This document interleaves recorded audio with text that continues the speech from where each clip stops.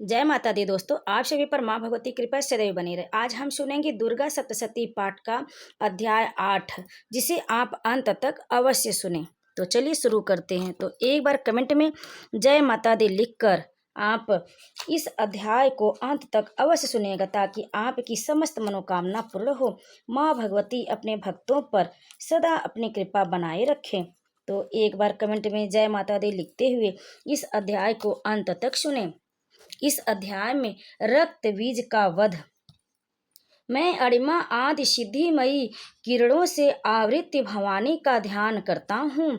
उनके शरीर का रंग लाल है, नेत्रों में करुणा लहरा रही है तथा हाथों में पास, अंकुश, बाण और धनुष शोभा पाते हैं।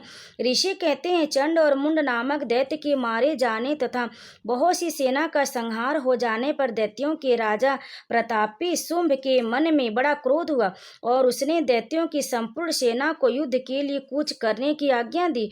वह बोला, आज उदायुध नाम के 86 दैत्य सेनापति अपनी सेनाओं के साथ युद्ध के लिए प्रस्थान करे। कंबू नाम वाले दैत्यों की 84 सेना नायक अपनी वाहिनी से घिरे हुए यात्रा करे। 50 कोटि वीर कुल के और 100 ध्रौम कुल के असुर सेनापति मेरी आज्ञा से सेना सहित कूच करे। कालक, दोहर्द, मौर्य और काल के असुर भी युद्ध के लिए तैयार हो मेरी आज्ञा से तुरंत प्रस्थान करे।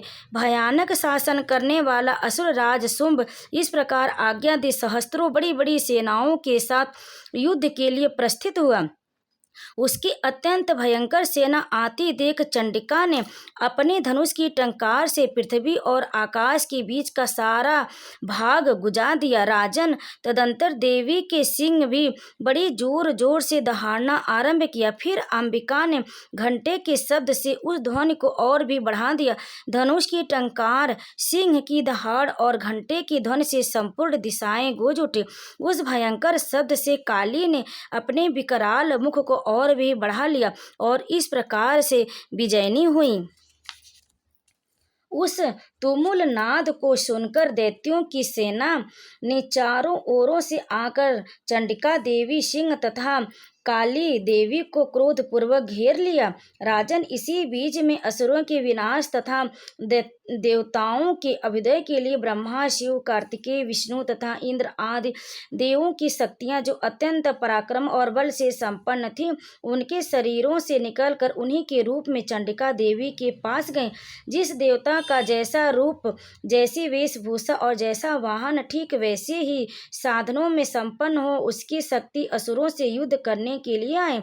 सबसे पहले हंस युक्त विमान पर बैठी हुई अक्ष सूत्र और कमंडल से सुशोभित ब्रह्मा जी की शक्ति उपस्थित हुई, जिसे ब्रह्माणी कहते हैं। महादेव जी की शक्ति वृषभ पर आरूढ़ हो, हाथ में श्रेष्ठ त्रिशूल धारण किए, महानाग का कंकड़ पहने, मस्तक में चंद्र रेखा से विभूषित हो वहां आ पहुंची। कार्तिकेय जी की शक्ति रूपा जगदम्बिका उन्हीं का रूप धारण किए श्रेष्ठ मयूर पर आरूढ़ हो, हाथ में शक्ति लिए दैत्यों से युद्ध करने के लिए आए। इसी प्रकार भगवान विष्णु की शक्ति गरुड़ पर विराजमान हो, शंख, चक्र, गदा, सांग, धनुष तथा खड्ग हाथ में लिए वहां आए। अनुपम यज्ञ वराह का रूप धारण करने वाले श्री हरि की जो शक्ति है, वह भी वराह शरीर धारण करके वहां उपस्थित हुई। नारसिंही शक्ति भी नृसिंह के समान शरीर धारण करके वहां आई। उसकी गर्दन के बालों के झटके से आकाश के तारे बिखरे पड़ते थे। इसी प्रकार इंद्र की शक्ति ब्रज हाथ में लिए गजराज ऐरावत पर बैठकर आए। उसके श्री सहस्त्र नेत्र थे, इंद्र का जैसा रूप वैसा ही उसका भी था। तदंतर उन देव शक्तियों से घिरे हुए महादेव जी ने चंडिका से कहा, मेरी प्रसन्नता के लिए तुम शीघ्र ही असुरों का संहार करो। तब देवी के शरीर से अत्यंत भयानक और परम उग्र चंडिका शक्ति प्रकट हुई, जो सैकड़ों गिदड़ियों की भांति आवाज करने वाली थी। उस अपराजिता देवी ने धूमिल जटा वाले महादेव जी से कहा, भगवान, आप शुंभ निशुंभ के पास दूत बनकर जाइए और उन अत्यंत गर्वीले दानों शुंभ एवं निशुंभ दोनों से कहिए, साथ ही उनके अतिरिक्त भी जो दानव युद्ध के लिए वहां उपस्थित हों, उनको भी यह संदेश दीजिए, दैत्यों, यदि तुम जीवित रहना चाहते हो तो पाताल को लौट जाओ, इंद्र को त्रिलोकी का राज मिल जाए और देवता यज्ञ भाग का उपभोग करें। यदि बल के घमंड में आकर तुम युद्ध की अभिलाषा रखते हो तो आओ, मेरी सिवाय योगिनियां तुम्हारे कच्चे मांस से तृप्त हों। चूंकि उस देवी ने भगवान शिव को दूत के कार्य में नियुक्त किया था, इसलिए वह शिवदूती के नाम से संसार में विख्यात हुई। वे महादैत्य भी भगवान शिव के मुख से देवी के वचन सुनकर क्रोध में भर गए और वहां कात्यायनी विराजमान थी उस ओर बढ़े। तदंतर वे दैत्य अमरस में भरकर पहले ही देवी के ऊपर बाढ़, शक्ति और सृष्टि आदि अस्त्रों की वृष्टि करने लगे। तब देवी ने भी खेल खेल में ही धनुष की टंकार की और उससे छोड़े हुए बड़े बड़े बाणों द्वारा दैत्यों के चलाए हुए बाढ़, शूल, शक्ति और फरसों को काट डाला। फिर काले उनके आगे होकर शत्रुओं को शूल के प्रहार से विदीर्ण करने लगे। ब्रह्माणी भी और खड़वांग से उनका कचुम्मर निकालती हुई रणभूमि में विचरने लगी। ब्रह्माणी भी जिस जिस ओर दौड़ती उसी उसी ओर अपने कमंडल का जल छिड़क कर शत्रुओं की ओज और पराक्रम को नष्ट कर देती थी। महेश्वरी ने त्रिशूल से तथा वैष्णवी ने चक्र से और अत्यंत क्रोध में भरी हुई कुमार कार्तिकेय की शक्ति से दैत्यों का संहार आरंभ किया। इंद्र शक्ति के ब्रज प्रहार से विदीर्ण हो सैकड़ों दैत्य दानव रक्त की धारा बहाते हुए पृथ्वी पर सो गए। वराही शक्ति ने कितनों को अपनी थुथुन की मार से नष्ट कर दिया, दाढ़ों के अग्रभाग से कितनों की छाती छेद डाली तथा कितने ही दैत्य उसके चक्र की चोट से विदीर्ण होकर गिर पड़े। नारसिंही भी दूसरे दूसरे महादैत्यों को अपने नखों से विदीर्ण करके खाती और सिंहनाद से दिशाओं एवं आकाश को गुजाती हुई युद्ध क्षेत्र में विचरने लगी। कितने ही असुर शिवदूती के प्रचंड अट्टहास से अत्यंत भयभीत हो पृथ्वी पर गिर पड़े और गिरने पर उन्हें शिवदूती ने उस समय अपना ग्रास बना ली। इस प्रकार क्रोध में भरे हुए मातृगणों को नाना प्रकार के उपायों से बड़े बड़े असुरों का मर्दन करते देख दैत्य सैनिक भाग खड़े हुए। मातृगणों से पीड़ित दैत्यों को युद्ध में भागते देख रक्तबीज नामक महादैत्य क्रोध में भरकर युद्ध करने के लिए आया। उसके शरीर से जब रक्त की बूंद पृथ्वी पर गिरती तब उसी के समान शक्तिशाली एक दूसरा महादैत्य पृथ्वी पर पैदा हो जाता। महासुर रक्तबीज हाथ में गदा लेकर इंद्र शक्ति के साथ युद्ध करने लगा। तब इंद्र ने अपने ब्रज से रक्तबीज को मारा। ब्रज से घायल होने पर उसके शरीर से बहुत सा रक्त चूने लगा और उससे उसी के समान रूप तथा पराक्रम वाले योद्धा उत्पन्न होने लगे। उसके शरीर से रक्त की जितनी बूंदें गिरी उतने ही पुरुष उत्पन्न हो गए। वे सब रक्त बीज के समान ही वीर्यवान, बलवान तथा पराक्रमी थे। वे रक्त से उत्पन्न होने वाले पुरुष भी अत्यंत भयंकर अस्त्र शस्त्रों का प्रहार करते हुए वहां मातृगणों के साथ घोर युद्ध करने लगे।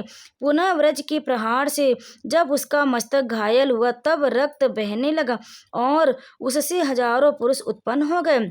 वैष्णवी ने युद्ध में रक्त बीज पर चक्र का प्रहार किया तथा इंद्री ने उस दैत्य सेनापति को गदा से चोट पहुंचाई।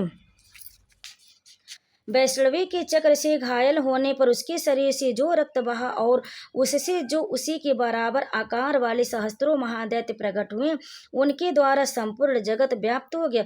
कौमारी ने शक्ति से, वराही ने खड्ग से और महेश्वरी ने त्रिशूल से महादैत्य रक्त बीज को घायल किया। क्रोध में भरे हुए उस महादैत्य रक्त बीज ने भी गदा से सभी मातृ शक्तियों पर पृथक पृथक प्रहार किया। शक्ति और शूल आदि से अनेक बार घायल होने पर उसके शरीर से रक्त की धारा पृथ्वी पर गिरी। उससे भी निश्चय ही सैकड़ों असुर उत्पन्न हुए। इस प्रकार उस महादैत्य के रक्त से प्रकट हुए असुरों द्वारा संपूर्ण जगत व्याप्त हो गया। इससे उन देवताओं को बड़ा भय हुआ। देवताओं को उदास देख चंडिका ने काली से शीघ्रता पूर्वक कहा, चामुंडे, तुम अपना मुख और भी फैलाओ तथा मेरे शस्त्रपात से गिरने वाले रक्त बिंदुओं और उनसे उत्पन्न होने वाले महादैत्यों को तुम अपने इस उतावले बावले मुख से खा जाओ। इस प्रकार रक्त से उत्पन्न होने वाले महादैत्यों का भक्षण करती हुई तुम रण में विचरती रहो। ऐसा करने से उस दैत्य का सारा शक्त क्षीण हो जाने पर वह स्यों भी नष्ट हो जाएगा। उन भयंकर दैत्यों को जब तुम खा जाओगे तब दूसरे नए दैत्य उत्पन्न नहीं हो सकेंगे। काली से यूं कहकर चंडिका देवी ने शूल से रक्त बीज को मारा और काली ने अपने मुख से उसका रक्त ले लिया। तब उसने वहां चंडिका पर गदा से प्रहार किया, किंतु उस गदा पात से देवी को तनिक भी वेदना नहीं पहुंचाई। रक्त बीज के घायल शरीर से बहुत सा रक्त गिरा, किंतु ज्यों ही वह गिरा त्यों ही चामुंडा ने उसे अपने मुख में ले लिया। रक्त गिरने से काली के मुख में जो महादैत्य उत्पन्न हुए उन्हें भी वह चट कर गई और उसने रक्त बीज का रक्त भी पी लिया। तदंतर देवी ने रक्त बीज को उसका रक्त चामुंडा ने पी लिया। ब्रज वज्र बाण खड़ग तथा दृष्टि आदि से मार डाला। राजन, इस प्रकार शस्त्रों के समुदाय से आहत एवं रक्तहीन हुआ महादैत्य रक्त बीज पृथ्वी पर गिर पड़ा। नरेश्वर, इससे देवताओं को अनुपम हर्ष की प्राप्ति हुई और मातृगण उन असुरों के रक्त पान के मद से उद्धत सा होकर नृत्य करने लगे। इस प्रकार श्री मार्कंडेय पुराण में सावर्णिक मनवंतरी की कथा के अंतर्गत देवी महात्म्य में रक्त बीज वध नामक 8वां अध्याय पूर्ण हुआ। तो प्रेम से बोलिए माँ जगदम्बे की जय। इस अध्याय को अंत तक सुनने के लिए आप सभी भक्तों का बहुत बहुत धन्यवाद।